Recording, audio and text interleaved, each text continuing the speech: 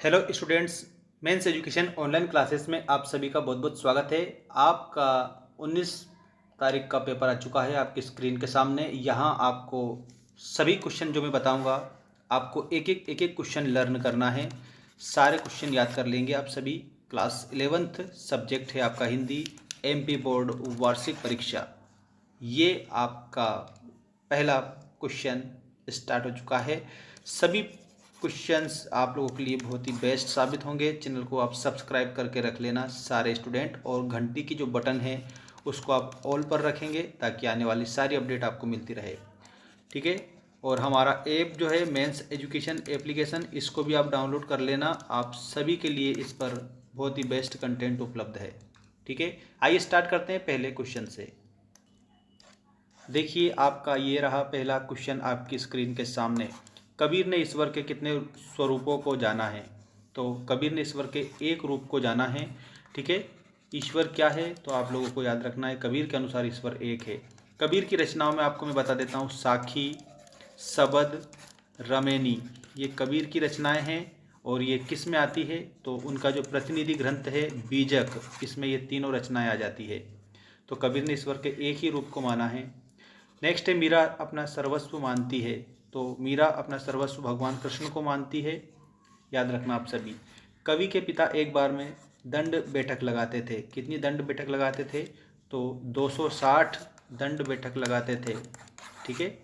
इसके बाद में चौपाई में प्रत्येक चरण में मात्राएं होती है। देखो, जो चौपाई है ना, उसके प्रत्येक चरण में 16-16 मात्राएं होती है। जैसे आप लोगों को मैं बता देता हूँ, रघुकुल रीति सदा चली आई, प्राण जाई पर वचन न जाई। ये चौपाई है, आप लोगों को याद रखना है। इसके बाद में चंपा के पिताजी का नाम है, तो आप यहाँ पर याद रखना, गांधी बाबा, बालम, सुंदर या फिर ग्वाला। तो इसमें करेक्ट उत्तर हो जाएगा आपका सुंदर, ऑप्शन नंबर डी। जो चंपा है उसके पिता का नाम सुंदर है।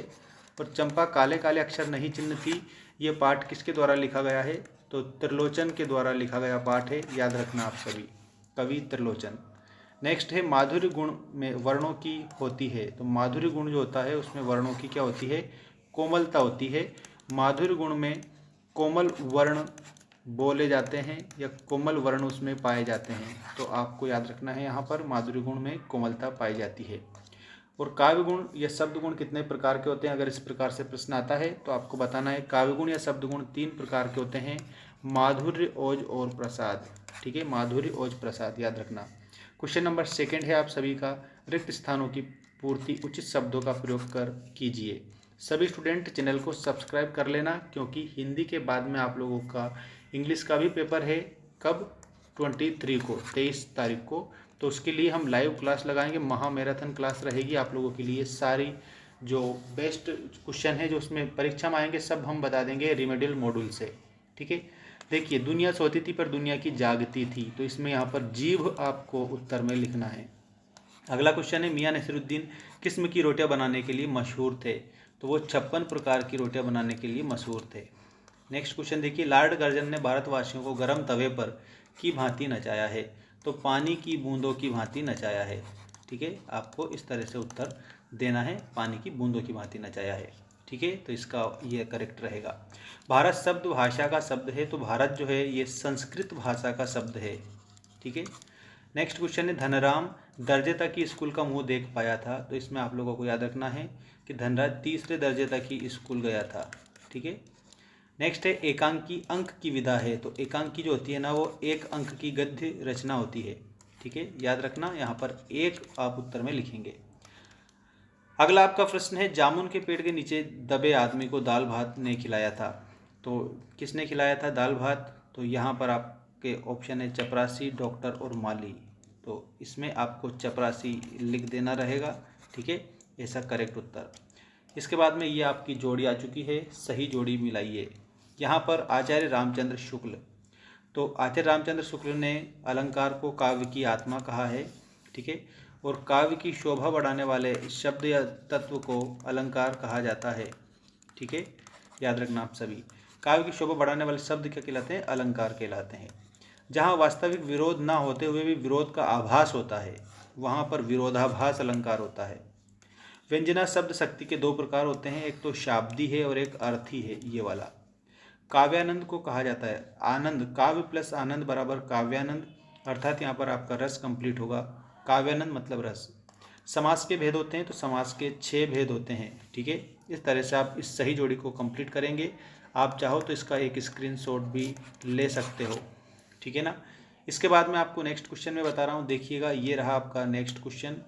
इसमें क्या दिया है, एक शब्द या एक वाक्य में उत्तर दीजिए। किस काल को स्वर्णयुग कहा जाता है? तो भक्ति काल को स्वर्णकाल कहा जाता है, भक्ति काल। और भारतीय इतिहास में किसे कहा जाता है? इतिहास में गुप्त काल को स्वर्णकाल कहा जाता है। छंद कितने प्रकार के होते हैं? तो छंद मुख्य रूप से 2 प्रकार के होते हैं। कौन कौन से? एक तो वर्णिक छंद है और एक है मात्रिक छंद, ठीक है। ये मुख्य रूप से 2 प्रकार के छंद होते हैं। श्रृंगार परक रचनाओं में कौन सा गुण पाया जाता है? ये आपका अति महत्वपूर्ण प्रश्न है। श्रृंगार परक जो रचना है इसमें आप लोगों का माधुर्य गुण पाया जाता है, ठीक है। माधुर्य गुण आपका करेक्ट होगा। राम भक्ति शाखा के प्रमुख कवि कौन हैं? तो यहाँ आपको उत्तर में मैं बता देता हूँ। राम भक्ति शाखा के जो प्रमुख कवि हैं वो तुलसीदास हैं, ठीक है। तुलसीदास करेक्ट उत्तर आपको याद रखना है। नेक्स्ट क्वेश्चन देखिएगा, समस्त रसों और रचनाओं में जो चित्त को सूखे ईंधन में अग्नि के समान शीघ्र व्यक्त करे, अग्नि के समान शीघ्र व्यक्त करे वह प्रसाद गुण है। यह वाक्य किस साहित्यकार का है? जल्दी से आप सभी स्टूडेंट इसमें कमेंट करके हमें बताएंगे कि किस साहित्यकार का ये। अगला देखिएगा, ज्ञान मार्गी शाखा के प्रमुख कवि हैं। तो ज्ञान मार्गी शाखा के जो कवि हैं वो कबीर दास हैं, ठीक है, याद रखना। रामचरितमानस के रचनाकार का नाम क्या है? तो यहाँ पर आपको कंप्लीट उत्तर याद रखना है। रामचरितमानस के जो रचनाकार हैं वो तुलसीदास जी हैं। तुलसीदास आपको उत्तर में याद रखना रहेगा। नेक्स्ट क्वेश्चन देखिए, क्वेश्चन नंबर 5। इसमें आपको सत्य असत्य लिखने हैं।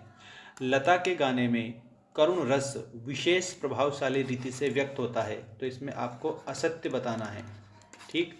अगला क्वेश्चन है, भारतीय संगीत शास्त्र का मुख्य वाद्य सितार रहा है, तो इसमें भी आप लोगों को असत्य बताना है।